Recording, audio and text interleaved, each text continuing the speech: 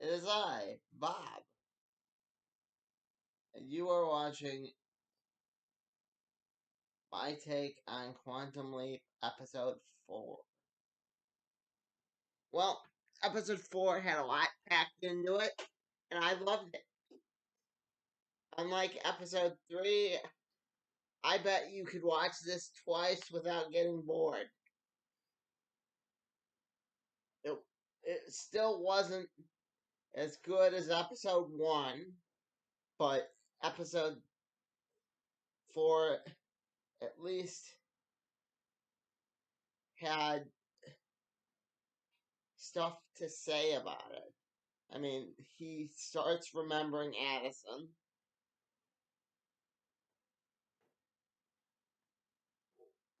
He, it's revealed that before I pick up on that thought again, it's revealed that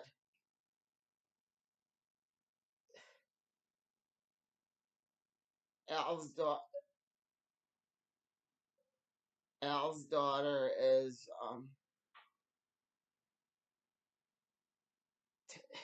taking the data from Magic,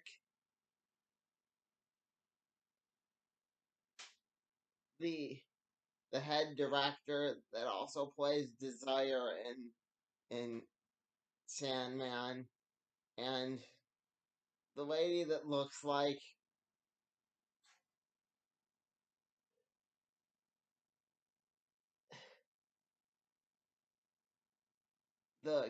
the captain from Star Trek Discovery.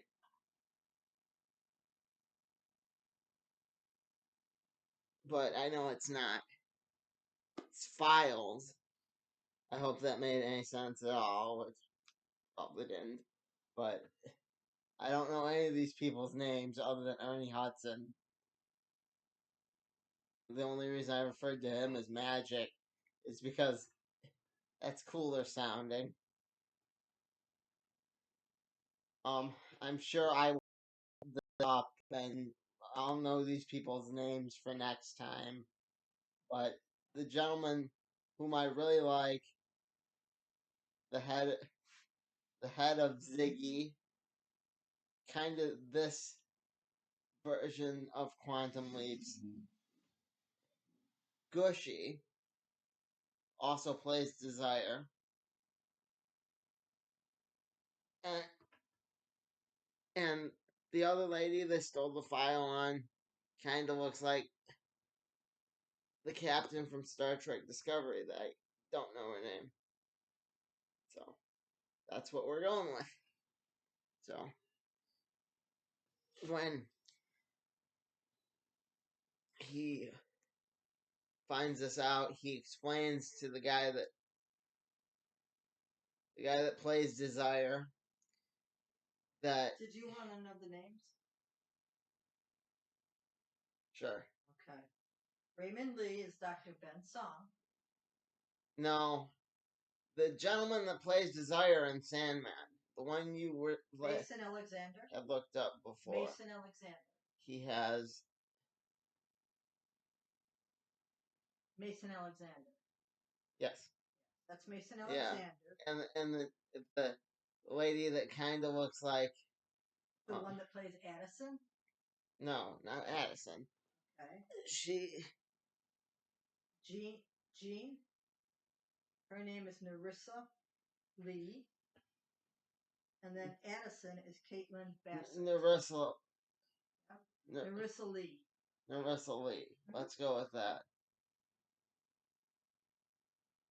And she'll have to remind me again when we're done filming. But thanks for that, Mom. So anyway, he takes Mason Alexander aside and says, I was someone Sam helped.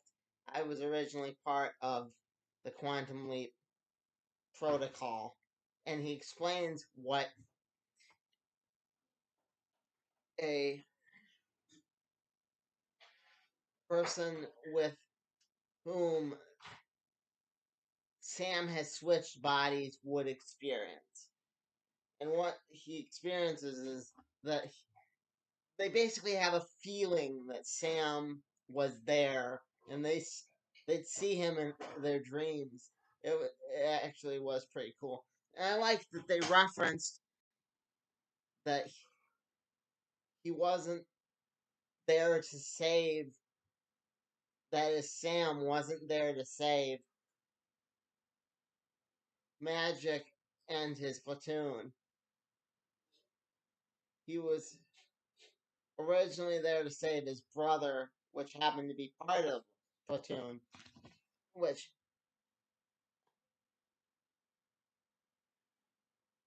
all of them being saved was just gravy. It was just whipped topping on a Sunday.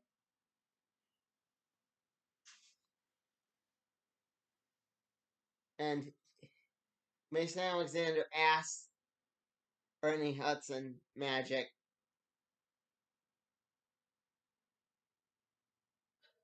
what was your prior timeline like? The answer was he died, which means somebody had to remember, be it whoever was in charge of the project or or Magic himself. Someone had to remember it, which means there are people that remember the prior timeline, even if Sam and Al weren't one of them. So I found that pretty neat.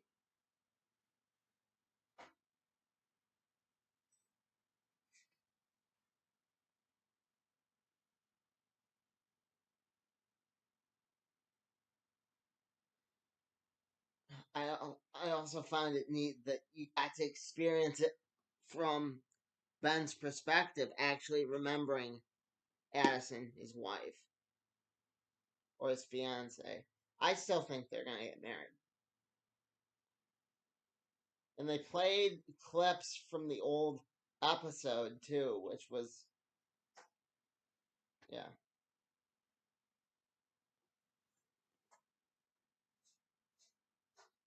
pretty cool. Well, very solid. I think cool's just overused. If you're a longtime viewer, you know that cool's just overused. Everybody uses cool. Why I use solid. So, um, and you got to find out about the person they actually leaped into, which has been a common criticism here online, from what I've seen, that people didn't like that Ben. We barely got to know Ben, and we barely got to know the people they leaped into. Well, you actually got to know the person that Ben leaped into, whose boyfriend was played by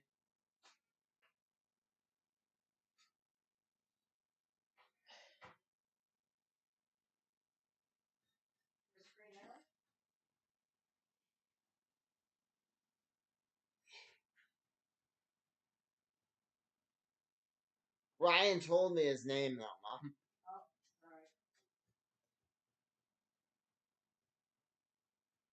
Oh, I was trying.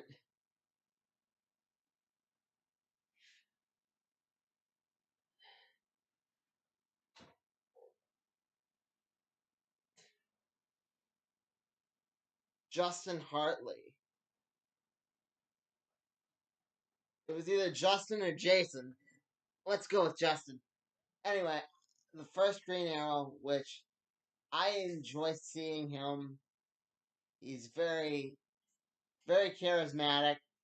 Anytime he gets a role, I enjoy Justin Hartley when he appears. It's a shame he didn't become Green Arrow. I would have watched all, 6 seasons of that if he would have become Green Arrow. Ryan, let me know if I'm wrong, and let me know if the guy's name isn't Justin Hartley. I think it's Justin or Jason. I talked about it with one of my best friends the other day.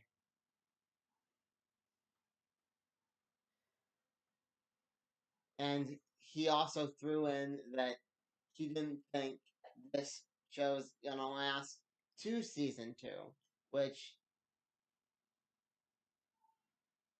I mean, more episodes like this and like episode 1, where they're actually referencing the show and it embraces its own vibe at the same time, will definitely get them a second season. But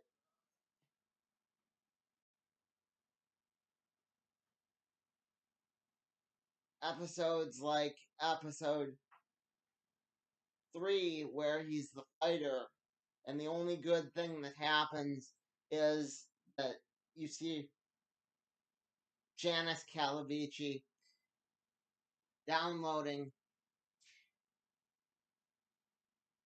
the data from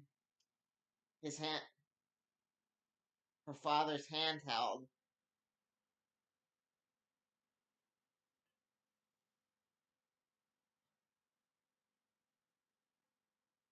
ain't gonna get it a season 2. But more episodes like this where he remembers at the end that Addison's his true love, and and yeah, he leaps into the Wild West, which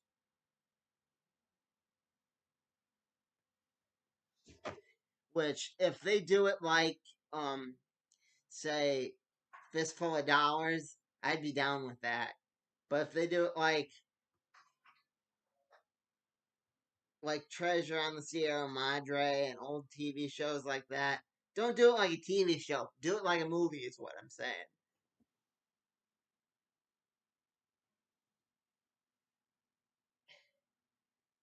I'd be absolutely down with that though. If they did it like a movie, not like a TV show. Put all your effort into it. Just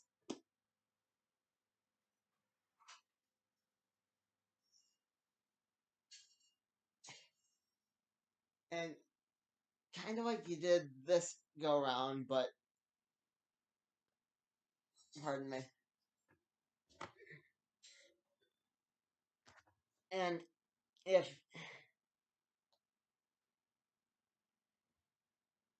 they tie together all the people at the end, it, even if it doesn't get a season 2, I'd be happy. Kind of like they did for Mirror's Edge. I mean, Mirror Image. Mirror's Edge was the name of the book. Mirror Image, if they tie it all together, I mean, I'd be happy. But if they bring in Scott back, if they bring in Scott Bakula's character without it being Scott Bakula, yeah, I'm not down with that. I don't want it to be like Batwoman when they brought in Kate Kane. Because Scott Bakula is Sam Beckett. That is who the character is. It's like saying, it's like taking away the new guy, taking away Ben Song, and not putting the right actor in his place. That just ain't right. These characters, that's that's the one thing I really like about this show. When they get it right, like they got it right for this episode, like how the drug lord was a lady, and they got her for unpaid parking tickets, just like how they got Al Capone in real life for tax evasion. I like that. I like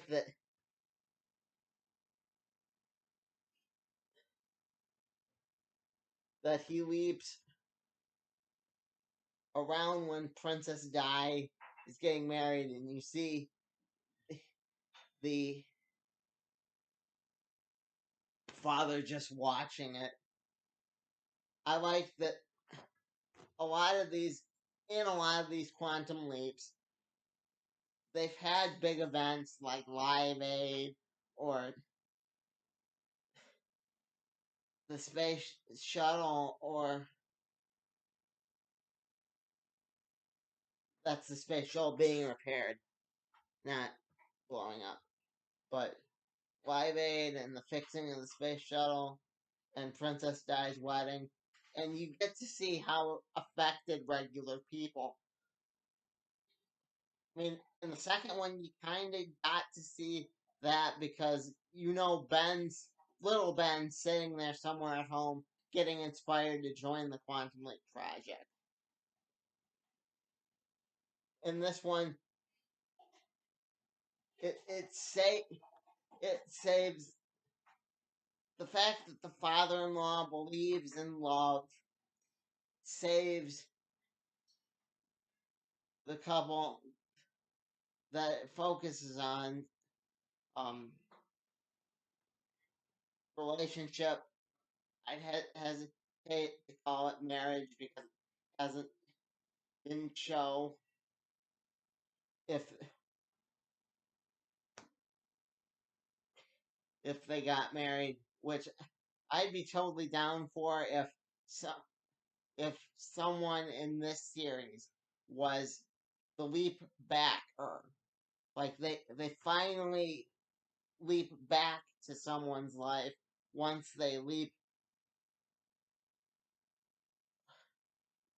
Okay, they've already leaped to this person's life, but they leap to them again just to see how, and they see how they're doing. And it's not like Ben's family, or it's just a random person. Like, I'd love to see that, but yes, I know they did it in the books, but at the same time, I want to see that on the TV show, not just Ben knowing that he fixed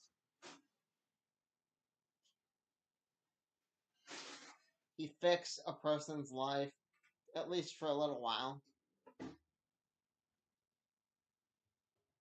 I think this show could do that. I was expecting it, if you'll recall, I was expecting it to be haha, attempt at haha funny. And again, they didn't even try to do haha funny. Because I don't think they I don't think they could do what they did in the original Quantum Leap when he first became a lady. Again today. But at the same time, they made it their own, and I enjoyed that. And I hope this isn't like the last time they do a gender swap,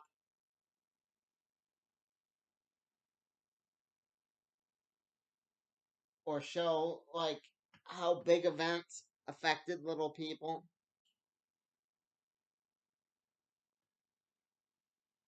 or we got to know a little bit more about these people, like how the lady he helped was a bounty hunter.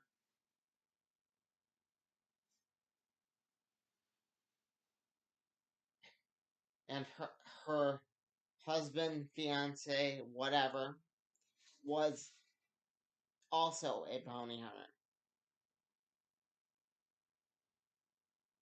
And he's looking to move to Oregon, I think. I just remember it being a small town and them living in LA.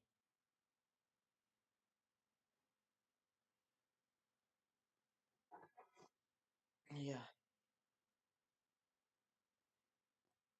If I had them leap back to that person, I would have them see how them one of them leaping to this couple had fixed their lives the first time, if that makes any sense.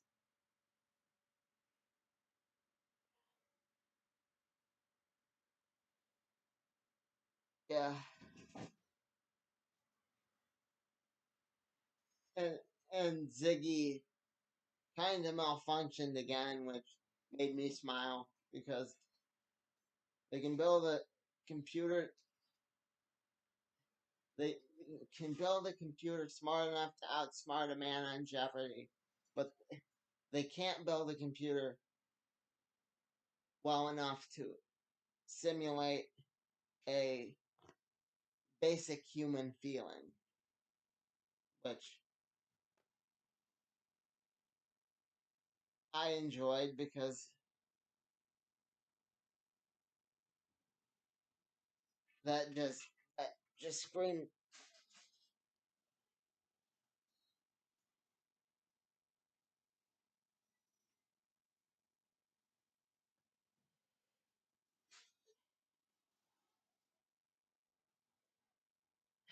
that just screamed real to me.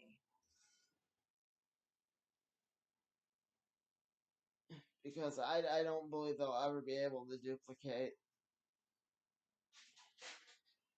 It will always require that human touch.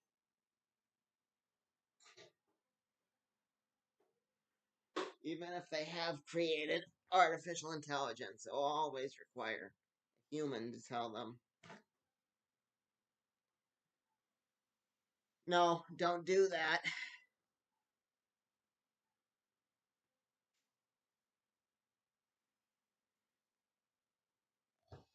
I also really enjoyed they got that vibe down. That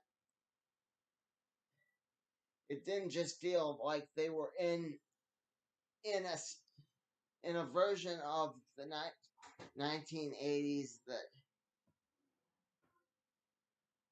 that someone didn't already live in.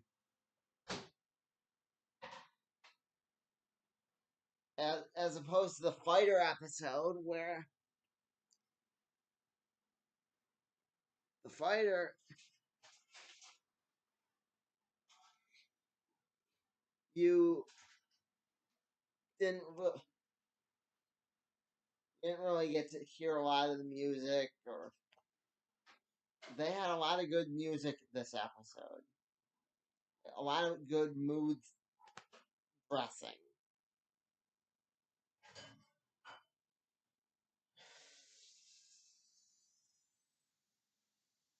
um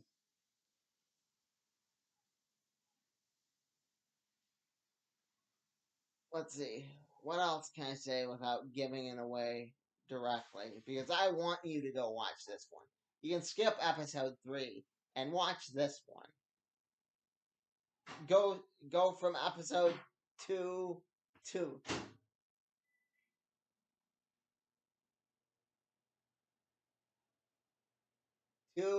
4. Yeah. Skip 3. 3 wasn't. 3 was nothing.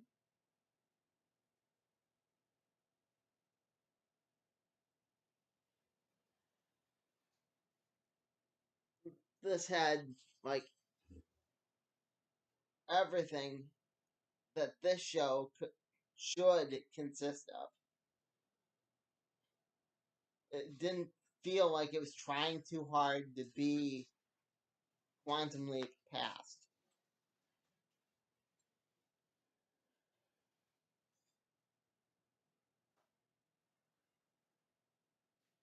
It had chases, it had drug lords, it had everything. It felt like an action movie, and I enjoyed that.